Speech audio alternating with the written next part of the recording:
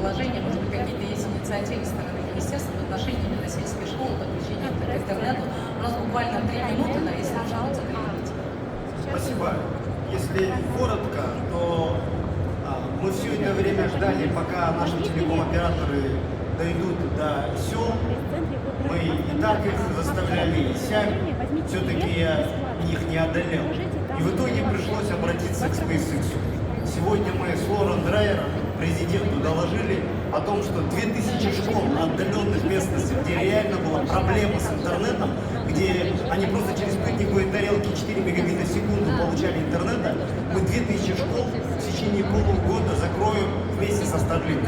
И это не слова, это уже доложено президенту, и Лорен Драйер, как вице-президент SpaceX, как зам Илона Маска, она подтвердила, что она поможет, и мы закроем раз и навсегда вопрос с интернетом в школах.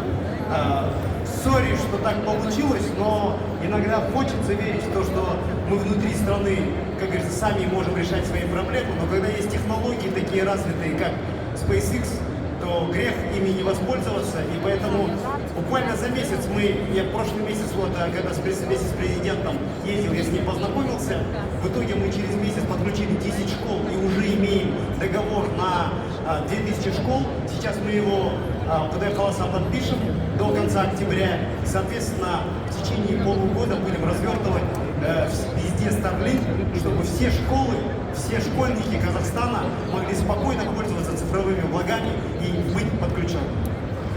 Спасибо большое. Ну, в заключение я бы еще хотела, наверное, сказать, продолжая тему про школьников. У нас в этом году финал ACPC и по программированию проходит именно здесь, в Астане. То есть это тоже достаточно большое, знаковое, значимое событие. Ну, я бы хотела завершить нашу первую панельную сессию и сказать большое спасибо всем спикерам.